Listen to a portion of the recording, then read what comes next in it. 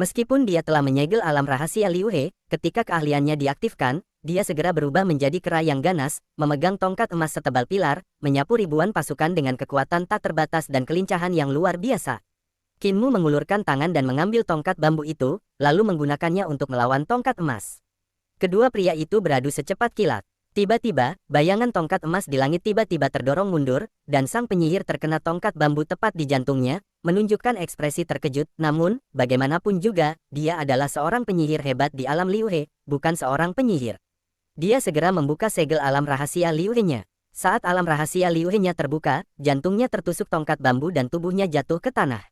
Qin Mu mencabut tongkat bambu dari hatinya. Penyihir agung di alam Liu He disebut makhluk gaib di kerajaan Yankang. Namanya saja berbeda, tetapi sebenarnya tidak ada perbedaan yang mendasar.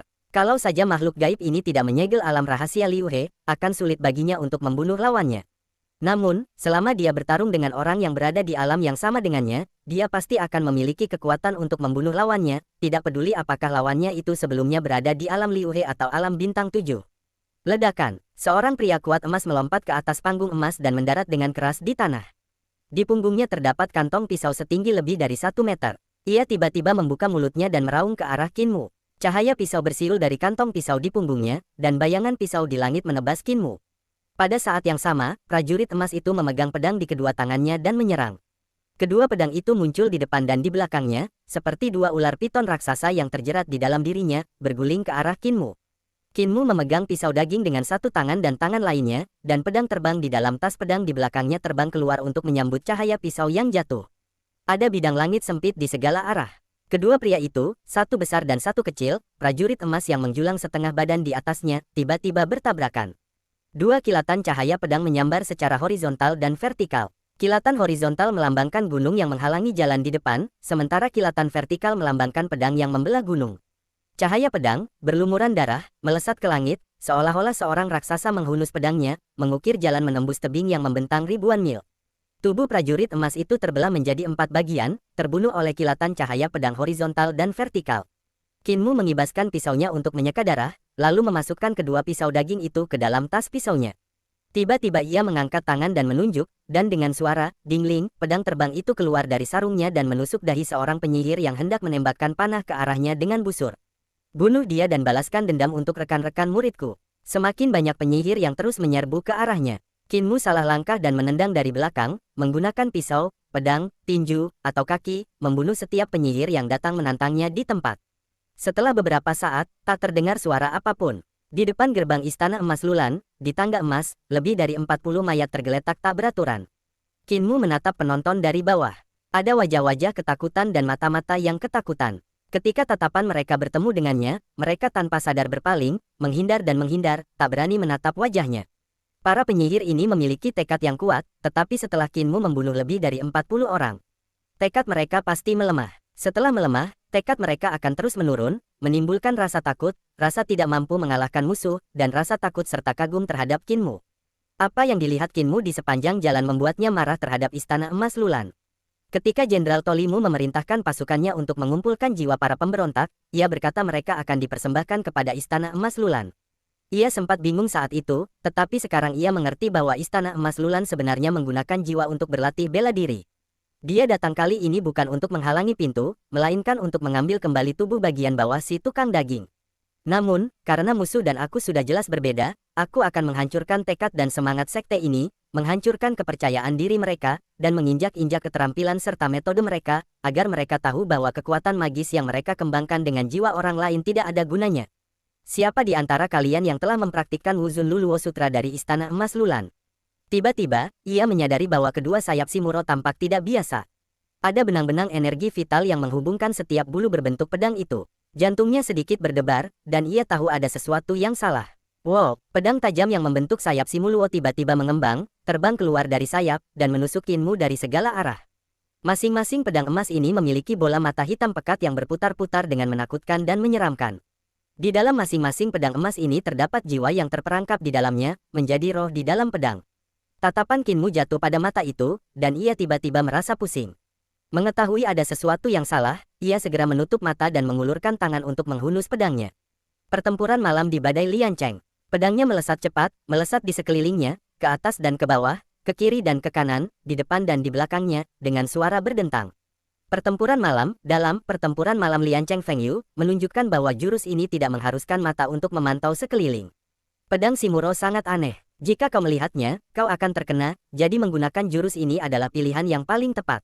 Wu Zun Luo Jing memang luar biasa dan sangat jahat. Pisau di tangan Qin Mu bertabrakan dengan pedang lawan, dan ia langsung merasa bahwa kekuatan pedang lawan tidak sekuat miliknya. Kekuatan gaya bertarungnya terletak pada kendali senjata di tangan, yang dapat mengerahkan seluruh kekuatannya. Pedang emas Simuluo dipaksa mundur oleh Ye Zhan Lian Cheng Fengyu, dan kembali ke punggungnya. Dengan desisan, pedang-pedang itu membentuk dua sayap emas, yang berkibar dan menangkis tembakan pedang tajam dari kotak pedang Qin Mu dengan bunyi dentang. Tiba-tiba, kedua pedang Qin Mu melesat keluar dan ia meninju, bagaikan matahari besar di langit, menyinari Yang Hun. Simuluo tersinari oleh tinjunya, dan jiwanya sedikit terguncang, tetapi gerakannya sama sekali tidak kacau. Namun, mata pedangnya tertutup satu demi satu, dan mereka menjerit dan berubah menjadi asap hijau. Qin Mu menggunakan segel surga bebas dengan punggung tangannya, tetapi Simuluo tetap tidak bergerak. Wu Zun Luo Jing menggunakan jiwa orang lain sebagai bahan kultivasi, memurnikan jiwanya sendiri hingga mencapai kondisi yang sangat stabil. Tubuhnya juga sangat kuat, dan bahkan 8 gaya suara guntur tidak dapat menggoyahkannya. Qin Mu sedikit mengernyit, lalu tiba-tiba menunjuk. 36 pedang terbang yang keluar dari kotak pedang menyatu dan berubah menjadi gaya pedang bor, menusuk Shimuro. Shimuro mengepakkan sayapnya untuk melindungi dirinya, dan pedang yang membentuk sayap itu terus bergantian dan mengubah posisi, mencoba menghalangi serangan Qin Mu, tetapi di saat berikutnya pedang itu menembus pertahanan sayap itu. Shimuro terkejut dan merasakan sakit di dadanya. Tubuh emasnya tak mampu menahan jurus pedang bor itu. Ia segera mengepakkan sayapnya dan menciptakan hembusan angin. Panggilan. Begitu angin kencang mulai bertiup, Qin Mu langsung melangkah mengikuti angin.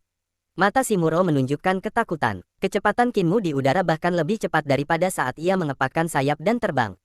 Teknik tendangan mencuri si cacat itu tak tertandingi kecepatannya. Jika ia tidak mengepakkan sayapnya untuk menciptakan hembusan angin, akan sulit bagi Qin Mu untuk mengejarnya di udara. Namun, ketika hembusan angin mulai, udara menjadi datar bagi Qin Mu. Pergi, Simuluo berteriak, dan pedang emas melesat dari sayap di belakangnya, menusuk Qin Mu, berusaha mencegahnya mendekat. Sayapnya langsung hancur, hanya menyisakan 2 sayap emas. Tubuhnya langsung jatuh, dan pada saat itu, cahaya pedang bertabrakan dengan pedang emas yang menusuknya bagai air terjun. Dengan suara, suis pedang emas itu menembus air terjun cahaya pedang Qin Mu dan menusuk bahu kirinya, tepat di tengah tulang belikat kirinya.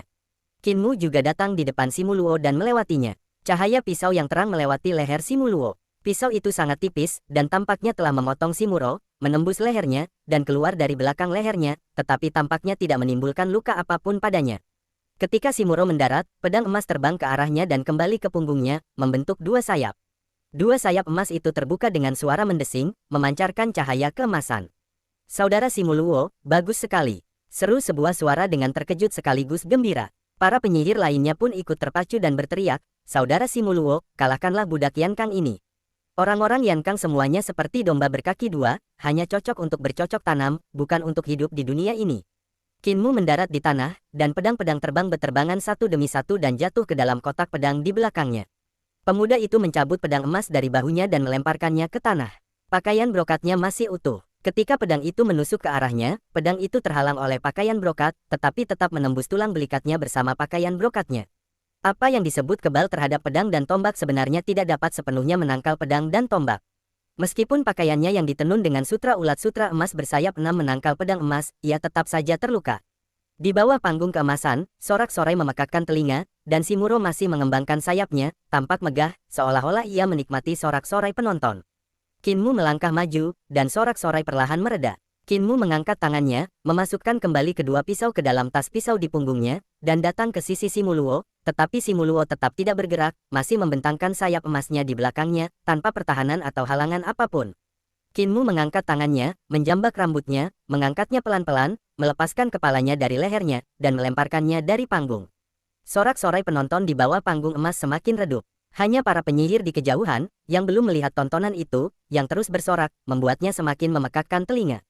Tengkorak itu berguling dari panggung, mendarat di samping para penyihir yang masih ceria, dan suara itu perlahan menghilang. Simuluo, yang mempraktikkan ilmu sihir sekte tersebut, Wu Zun Luo Jing, juga tewas. Tepat ketika ia tampak yakin akan kemenangan, ia dipenggal oleh Qin Mu dengan satu pukulan. Ling Yuxiu bergegas maju, ingin membalut lukanya, tetapi Qin Mu melambaikan tangannya, tidak apa-apa.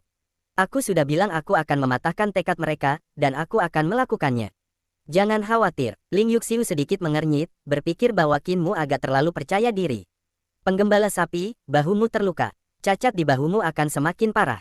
Bagaimana jika penyihir hebat lain yang menguasai Wuzun Luo Luojing muncul? Tepat saat ia mengatakan ini, seorang penyihir muda bertubuh emas tiba-tiba mendekati aula suci Istana Emas Lulan. Senyum tersungging di wajahnya saat ia berkata dengan lembut, adik muda Simuluo agak kekanak-kanakan dan kurang tenang, itulah sebabnya ia meninggal. Aku, dan Baro, telah mencapai alam 6 harmoni dan telah menyegel diriku sebagai alam rahasia 6 harmoni. Wajah Qinmu tampak serius. Tiba-tiba, tubuhnya melayang mundur, dan dengan hentakan kakinya, ia melompat ke atap Istana Emas. Dan Baro tertawa terbahak-bahak dan mengejarnya seperti bayangan, sambil memegang palu godam. Kepala palu itu adalah tengkorak raksasa berwarna emas gelap. Ada 7 taji tulang di tengkorak itu, dan di setiap taji tulang itu terdapat kepala yang lebih kecil, hanya seukuran kepalan tangan. Di rongga mata ke-8 kepala ini terdapat mata, yang sangat menakutkan dan mencekam. Meskipun kepala palunya besar, gagangnya sangat pendek dan hampir tidak dapat dipegang, dan Baro menggoyangkan palu itu pelan, dan ketujuh tengkorak kecil di atasnya langsung membuka mata, bola mata mereka berputar-putar, lalu membuka mulut.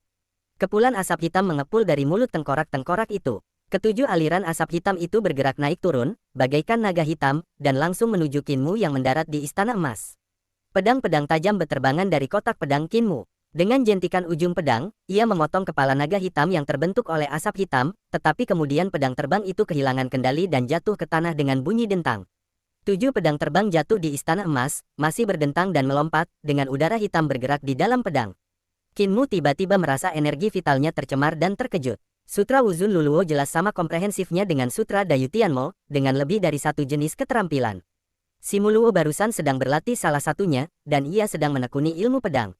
Namun, Dan Balo ini mempraktikkan metode lain, yaitu jalur sihir dan kekuatan supernatural. Meskipun keduanya mempraktikkan Sutra Wuzun Luluo, mereka menempuh jalur yang berbeda. Qinmu salah langkah, dan ubin emas Istana Emas di bawah kakinya meledak dengan suara keras.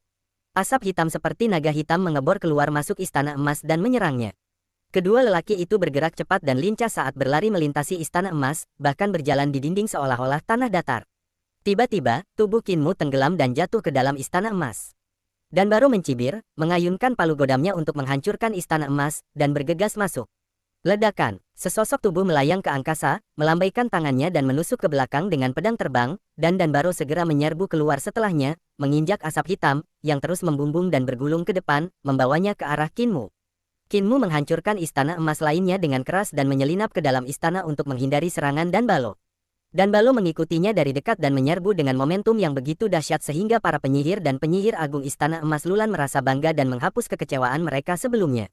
Kedua lelaki itu bergegas di atas Istana Emas di pegunungan, mencoba membunuh satu sama lain, dan semakin menjauh dari gerbang gunung. Keyakinan, Dan Baro semakin kuat, dan serangannya semakin ganas. Setelah Qinmu jatuh ke dalam Istana Emas, ia langsung menyerbu ke dalamnya, tetapi yang ia hadapi adalah gunung dan sungai yang megah. Pedang itu melangkah melintasi gunung dan sungai. Dan Baro merasa seolah-olah dia menyusut dengan cepat dan jatuh ke pegunungan dan sungai, dan dia tidak dapat menahan perasaan panik. Di depan dan di belakang gerbang gunung, semua orang menatap dengan gugup ke arah Istana Emas tempat kedua orang itu jatuh. Sesaat kemudian, sesosok emas tiba-tiba melompat keluar dari Istana Emas dan berdiri di puncak istana, memegang palu tulang di satu tangan dan kepala terangkat tinggi di tangan lainnya. Sorak-sorai dari Istana Emas Lulan memekakkan telinga. Wajah Ling Yuxiu memucat dan ia kebingungan. King Liu juga tercengang, begitu pula Hu Linger. Penggembala sapi itu meninggal. Pikiran Ling Yuxiu menjadi kosong. Di depan kuil, para raja penyihir Istana Emas Lulan jarang tersenyum, saling memandang, dan mengangguk sedikit. Dan Baro cukup bagus. Dia kejam, tapi sangat tenang. Dia punya bakat luar biasa, lebih dari sekadar bakat. Seorang raja penyihir tua bertanya dengan heran, mengapa dia tidak kembali ke kuil. Dan Baro melompat kembali ke Istana Emas dengan kepala itu, tanpa kembali ke gerbang gunung. Raja penyihir lain tertawa dan berkata, dia mungkin juga terluka. Dan Baro pada dasarnya berhati-hati, dan dia pasti akan segera menyembuhkan lukanya, tanpa meninggalkan bahaya tersembunyi. Sungguh menakjubkan, sekarang hanya tinggal gadis kecil ini, dan dia akan segera mati. Aku penasaran seperti apa pertempuran di sana. Beberapa raja penyihir ingin pergi ke pegunungan bersalju untuk melihat situasi pertempuran, tetapi mereka diperintahkan untuk tetap di sini dan menjaga kuil dan tidak bisa bergerak. Di Istana Emas, Dan Baro melemparkan kepala itu ke samping, mengeluarkan sebuah gulungan, membukanya perlahan, dan melihatnya dengan saksama. Harta karun Istana Emas Lulan ada tepat di sebelah istana ini. Aku tidak salah tempat. Ia menutup peta Istana Emas Lulan, berdiri, dan berjalan keluar. Tiba-tiba, ia merasakan nyeri tajam di bahunya. Ia buru-buru mengeluarkan botol giok dari sakunya, meliriknya, lalu memasukkannya kembali ke saku lengan bajunya. Aku hampir mengambil dupa hilang. Ia mengambil botol giok lain, dengan hati-hati mengambil ambergris, dan mengoleskannya pada luka di bahunya. Tak lama kemudian, lukanya sembuh dan rasa sakitnya pun hilang. Danbaro meletakkan kembali botol gioknya, berpikir sejenak, mengambil pedang Sao Bao di tangannya, berjalan keluar dari istana emas, dan tiba di istana lain dalam beberapa langkah. Di depan aula berdiri sesosok emas bercangkang kura-kura, memegang kapak. Ia bermulut katak dan bercangkang kura-kura emas di punggungnya. Ia tampak sangat kuat dan tegap. Ketika melihatnya mendekat, ia bertanya dengan heran, Danbaro, apa yang kau lakukan di sini? Warna emas di tubuhnya lebih pekat daripada Danbaro, tetapi lebih terang daripada warna emas para raja penyihir. Status dan kekuatannya mungkin tidak sebaik para raja penyihir. Aku membunuh penjahat yang datang untuk menghalangi pintu dan mendapatkan pedang berharga. Aku tidak berani menyimpannya untuk diriku sendiri dan berencana untuk mempersembahkannya kepada gereja suci.